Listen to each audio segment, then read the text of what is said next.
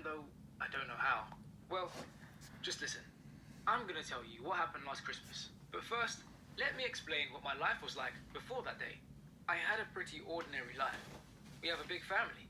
My mum, my dad, me, and my little brother and sister. We didn't have any serious problems, and we were just an ordinary happy family. We kept tight and had a kind and trustful relationship. Christmas was approaching, and so were some changes in my life. It was my last year at school, and I was going to college many miles away from my home and family. Just thinking about this made me uncomfortable, and even a little sad. And for that reason, I decided to prepare a little surprise for my parents and siblings. Christmas Eve, one of the most wonderful evenings to do something nice for the ones you love. For a long time, I thought about what present I could give everyone. I spoke about it with my friends and even asked my girlfriend. It had to be something unusual, but something that would be appropriate for both my parents and my younger brother and sister. And it had to be memorable.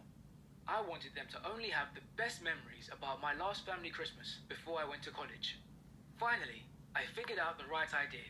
I discovered that genealogical DNA tests had become very popular and easily accessible. Neither mom or dad knew anything about their ancestors, and I thought it'd be interesting and amusing. As for my brother and sister, they would definitely enjoy an adventure, a trip to a real laboratory, where cheerful lab workers would take some saliva from each of us, and then we would find out something intriguing about who our ancestors were. The plan worked out perfectly in my head, so I paid for 5 tests, one for each person in my family. And then Christmas came.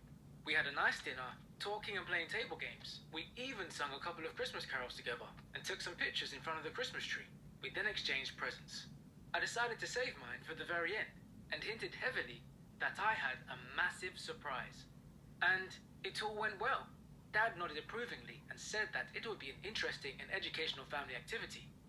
My younger brother and sister didn't fully understand the idea, but were intrigued, as they were supposed to be. But Mum behaved very strangely. When she heard about DNA testing, she became extremely nervous. She said that I had spent a lot of money for nothing and that our family doesn't need tests to prove our happiness, and that I should have never suggested such a ridiculous thing. Both Dad and I were bewildered by her reaction.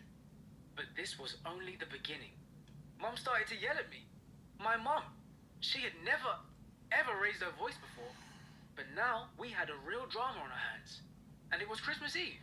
We never succeeded in calming her down, so the youngsters went to bed in tears, and our parents left to go to their bedroom.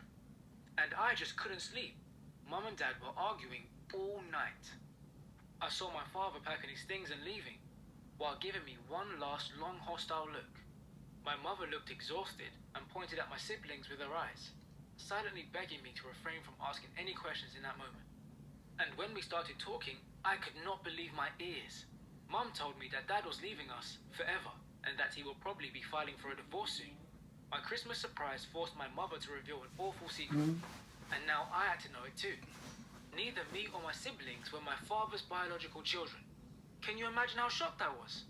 When my parents got married, they wanted to have a baby right away, but for some reason, nothing happened for a long, long time. My mother was really worried because my father really wanted and even insisted that they had kids. But he refused to go through any testing because he was positive that he was perfectly fertile. So my mother took her part of the tests in secret, and the test showed that she was in ideal health, as opposed to her husband. In order to save the relationship, my mother decided to take a dangerous step. She got pregnant from an anonymous donor. Of course, she didn't say anything to her husband about this, but that's how I was born. And when she saw how happy he was to have a baby, she repeated it 2 more times. And so my brother and sister were born. Her only requirement was that she had a donor with similar features to her husband, so that he would not suspect anything. I didn't know what to do or how to react. I mean, she was my mother, and she lied in the worst way in order to create a family and make my stepfather happy. And she succeeded. But suddenly, he declared that he didn't want to be with